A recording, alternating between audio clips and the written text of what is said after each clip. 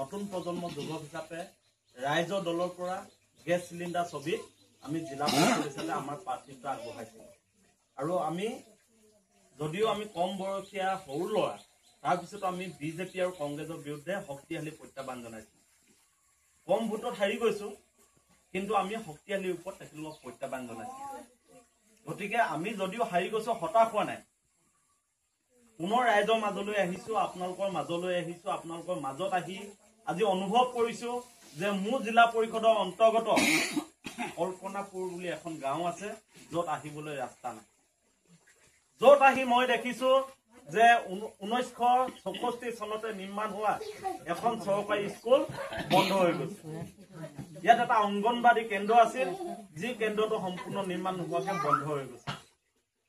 গতিকে তেনেকুৱা এটা পৰিস্থিতিত স্বাধীনতাৰ ৭৭ বছৰ অতিক্ৰম কৰাৰ পিছতো আমাৰ এই খিলঞ্জীয়া মানুহখিনিয়ে আমাৰ নৱগঠিত চিচিবগা সমষ্টি কল্পনাপুৰত বসবাস কৰি আছে।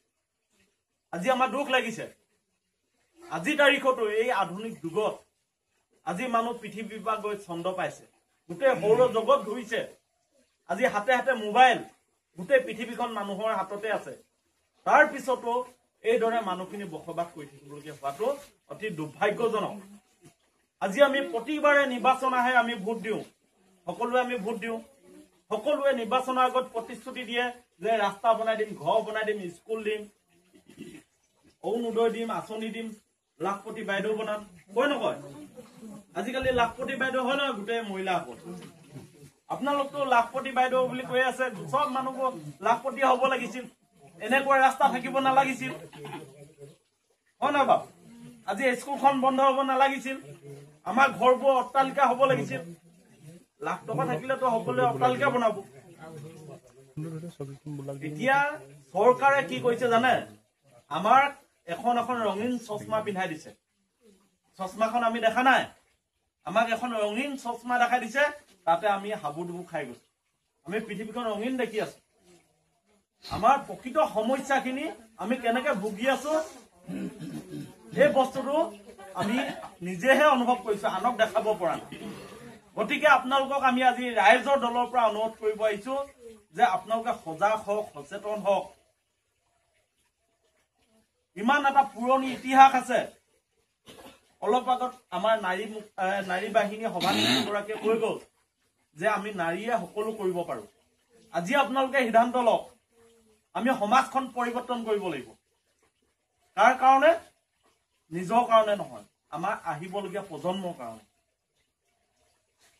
আজি আমি আমাৰ এই বন্ধ হৈ যোৱা স্কুলখন খুলিব লাগিব। তাৰ কাৰণে আমাৰ সন্তানৰ কাৰণে। আপোনালোকে মনত এবাৰ সিদ্ধান্ত লওক যে অখিল গগৈ ডাঙৰীয়াৰ নেতৃত্বত নতুনকৈ ৰাইজৰ দল জন্ম হৈছে, যিটো দলে সকলো জাতি জনগোষ্ঠী ভাষা বৰ্ণৰ মানুহৰ সমমৰ্যাদা আৰু সম অধিকাৰৰ কথা কৈ আছে, সম উন্নয়নৰ কথা কৈ আছে। ধনী দুখীয়া নোহোৱা কৰি সকলো মানুহক একেলগে বসবাস কৰিব পৰা এটা পৰিৱেশ সৃষ্টি কৰাৰ কথা কৈ আছে।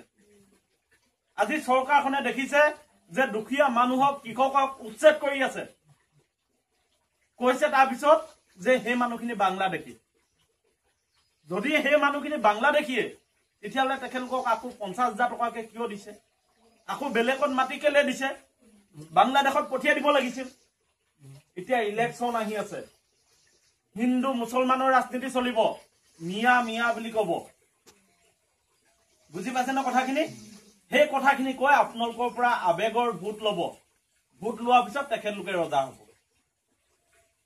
আজি হিমন্ত বিশ্ব শৰ্মা ডাঙৰীয়া অসমৰ মুখ্যমন্ত্ৰী, তেখেতৰ পত্নী হাজাৰ হাজাৰ বিঘা মাটি, হাজাৰ হাজাৰ কোম্পানী, চাহ বাগান, ব্যক্তিগত শিক্ষানুষ্ঠান, নাৰ্ছিং ৰুম ডিব্ৰুগড়তো আছে। কিন্তু আমাৰ গাঁৱৰ মহিলাসকলে কি পাইছে? 1250 টকা, তাকো এতিয়া কাটি দিছে, হয় নহয় বাৰু? আৰু পাই কোনে? সেই ধনী ধনী মানুহখিনিয়ে, দুখীয়া মানুহে নাপায়। সদায় আমি লাঞ্ছিত বঞ্চিত হৈ থাকিব লাগে। কিয় আমি বঞ্চিত হৈ থাকিব লাগে? কাৰণ আমি নিৰ্বাচনৰ সময়ত ভুল কৰো।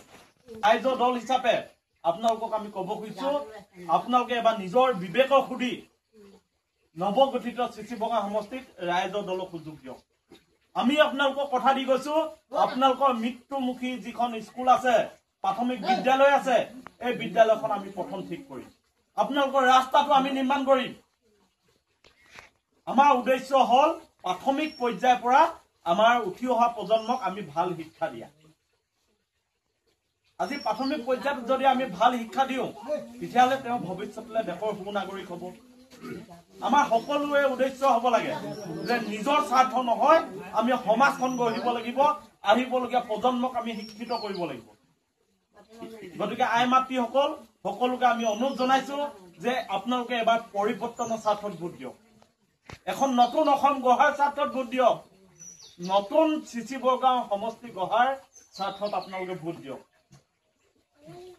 আমি জিলা পৰিষদত সামান্য ভোটত হাৰি গলো জিকা হলে চাগে আজি মই ইয়াত আহি প্ৰথম আপোনালোকৰ ৰাস্তাটোৱে মই ঘোষণা কৰিলো আৰু মই নিৰ্মাণ কৰি দিলো আজি 2011 চনৰ পৰা মই কৃষক মুক্তি ছাত্ৰ মুক্তি কৰিছো বহু গাঁও অঞ্চলত গৈছো মানুহৰ সমস্যাক লৈ আন্দোলন কৰিছো আজি আপোনালোকে জানে যে গাই নদী মথাই নিৰ্মাণ হৈ আছে আমি আন্দোলন কৰি কৰি মথাই আনিছো যদি আমগুৰিলে যায় হিঙিমাই দলং বুলি এখন আছে সেই দলংখনৰ কাৰণে আমি আন্দোলন কৰিছো আমগুৰিবাসী ৰাইজক লগত লৈ আমি হাজাৰ হাজাৰ মানুহ পদযাত্ৰা কৰাই দিছো গতিকে তেনেকুৱা আমি নতুন চিন্তা কৰিব পৰা সমাজৰ উন্নয়ন কৰিব পৰা ল'ৰা আমি ৰাইজত লদাই